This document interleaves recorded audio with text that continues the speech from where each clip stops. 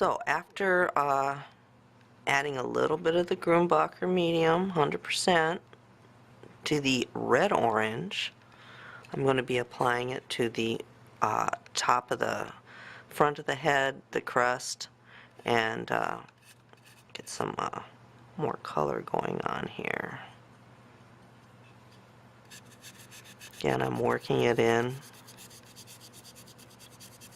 And it's not going to be complete coverage because this paint is going to continue to suck its way into the wood. When we come back and look at the orange of the cheeks, it won't look as predominant or bright because it has been soaking in while I'm doing the rest of this part of the head.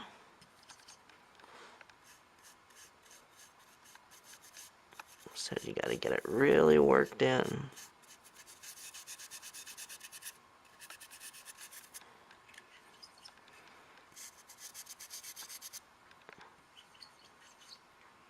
little bit more medium.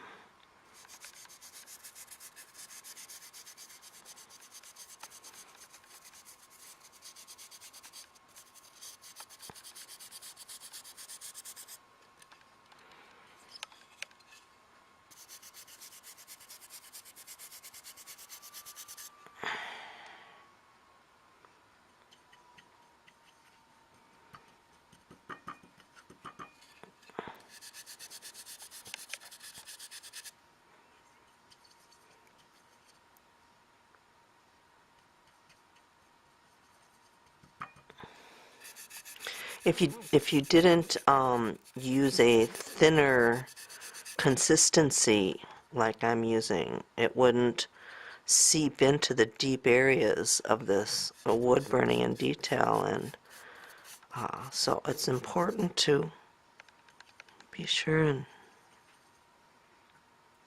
use enough of the medium. This medium is also going to aid in the subsequent coats and keep things matte. That's why we're using it on the first coat. And you can see I'm already can handle the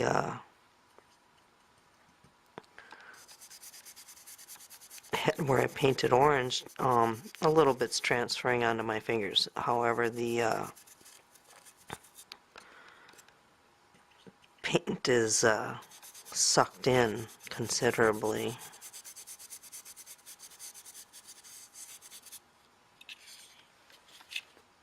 Alright.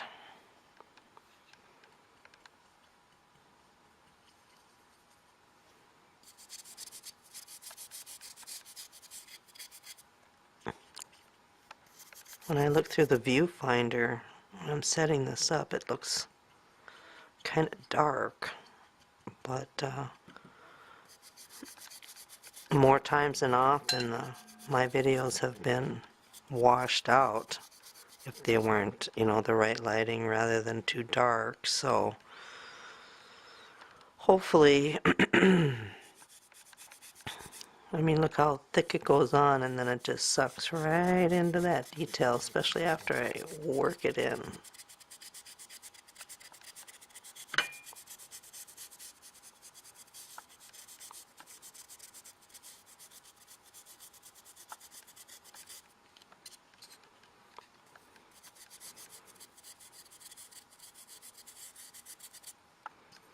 That alizarin crimson is very strong pigment. It's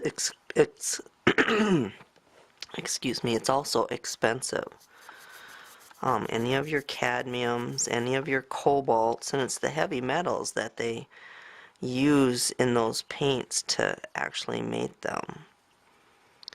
And with the cool colors in the spectrum, the blues and the greens and the violets,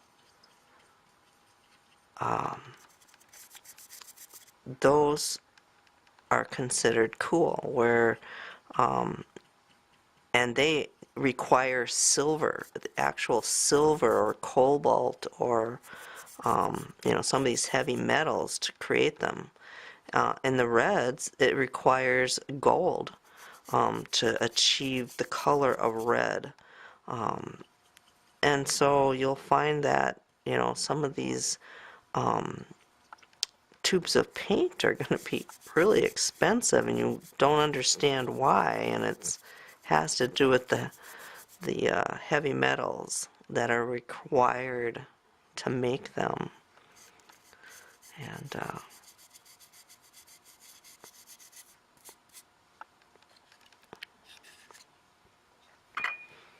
see the color that's starting to take on here. This is just the beginning base coats. To add a little bit more. It's taking a lot more paint actually on the back of the head here because of all of this detail. I'm just going to take this down to the lower edge of the back of the head and work it into the back edge of the cheeks. Kind of do some blending along the edges there.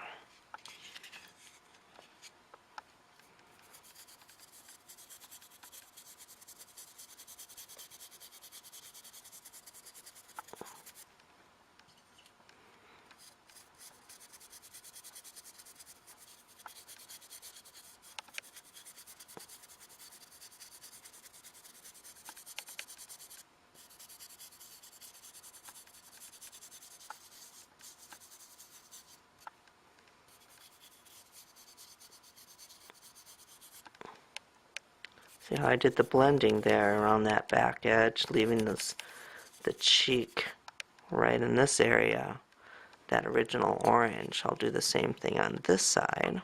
Doesn't take very much. There's more paint on this brush than you'd expect.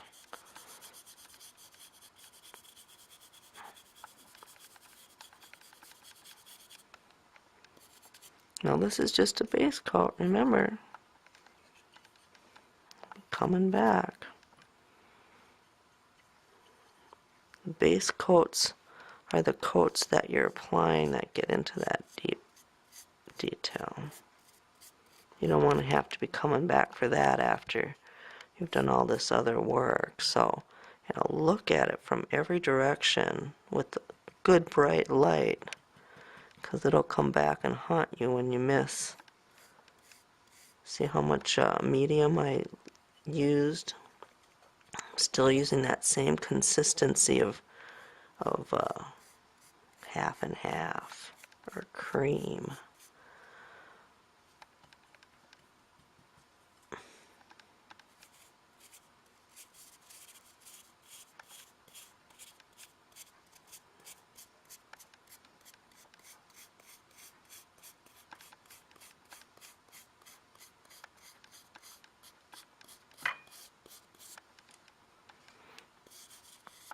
Be sure and look at what you did on the other side so you can stay balanced. And I still have orange, so I can come back and make more orange in that area if I like.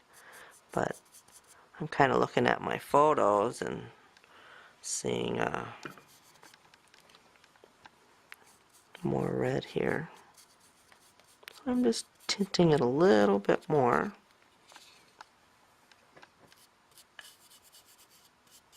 With the red along this lower edge.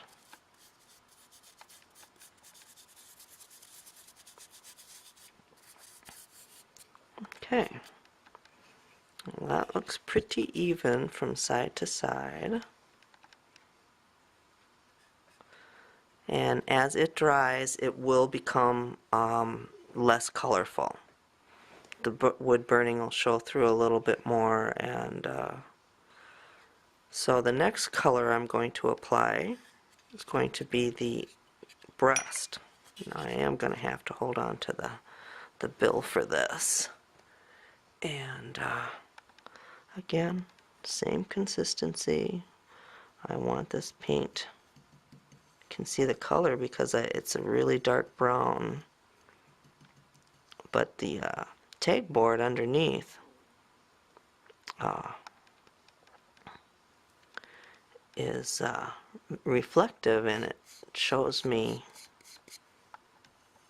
the color that I've just mixed.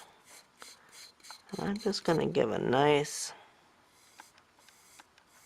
single coat, scrubbing it into the detail.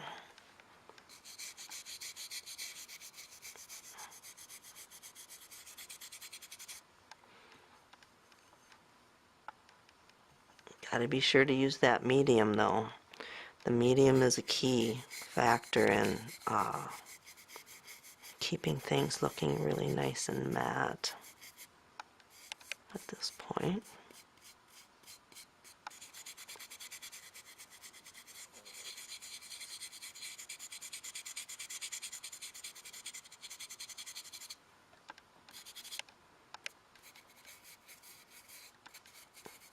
So after these base coats are applied,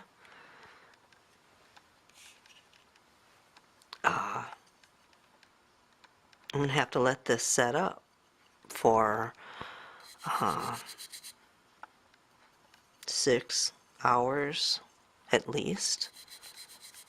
Overnight would be better,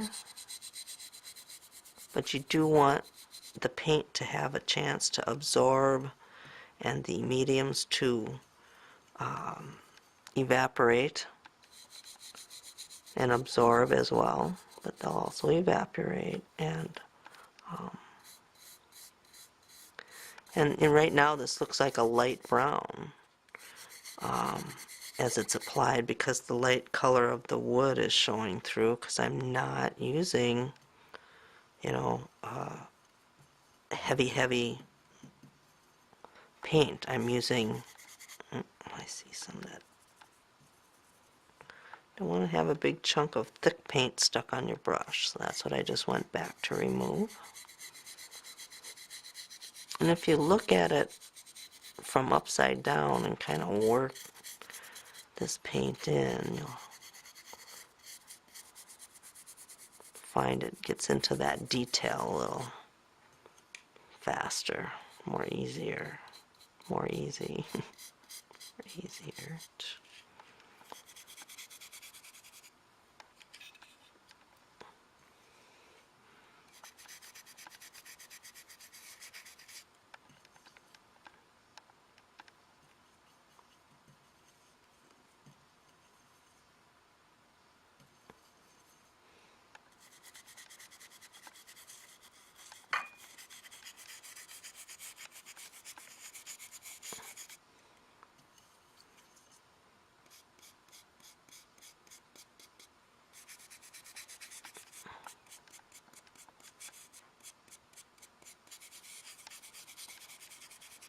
You just want to be sure you have like even coverage.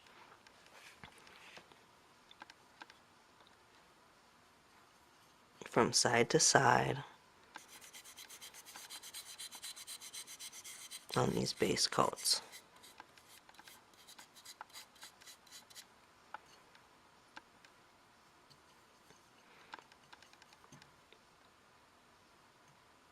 And it's important when you finish doing a step and you've got mediums in your little cups to cover them, because the medium will evaporate, and when you come back the next time to paint, it will be thicker, and it won't be the consistency that you left it as. So be sure and cover it up. That's why I use a very small amount each time, so that, you know, I don't have to leave a lot. I'd rather pour new the next sitting if I needed to. But right now this is all 100%. Next time I come back, I won't be using the 100%. I'll be taking what's in there and mixing it with the Grumbacher turpentine 50-50, and then that will become my medium.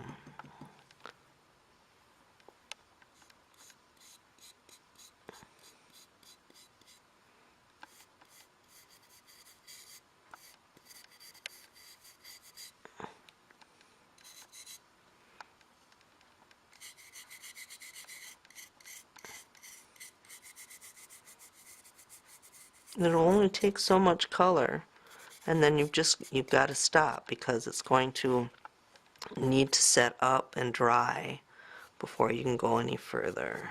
So when you think you've got, all of your detail worked into, all the color has been worked into that fine detail, then you can put it aside for the next 6 hours or even overnight and let it dry.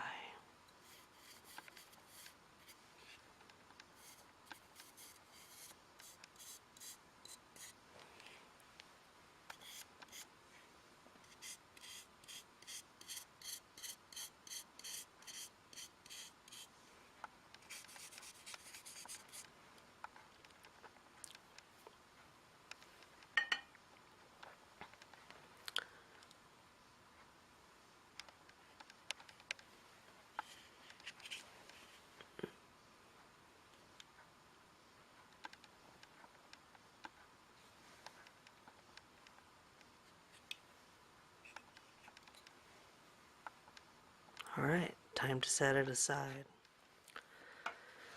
So when I finished applying my initial base coat, what I'm going to do is I'm going to dip into the turpentine and I'm going to wipe my brush clean after I've finished doing that base coat so that it's ready for next time. Then I'm going to take the straight Grumbacher. I have an equal amount of the turpentine, Grumbacher turpentine, and I'm going to mix them together.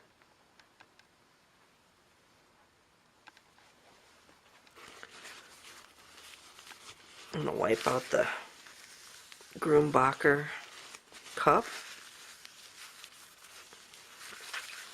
Easy cleanup now, not an easy cleanup later if you don't take care of it.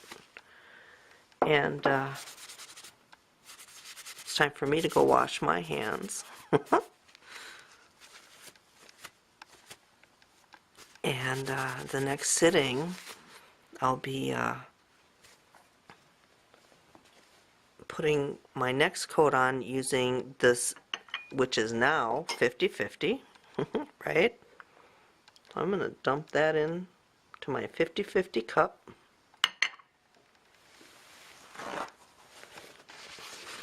Also wipe out my turpentine. Keep things clean. But I will be using this again tomorrow, or next sitting. So I'm going to, which is going to be in about 6 hours to overnight, 6 to 12 hours. And now I've covered up the medium that's left with that other custard cup. So that'll keep it from evaporating overnight or over the next 6 to 12 hours. And that should do it. See you next time.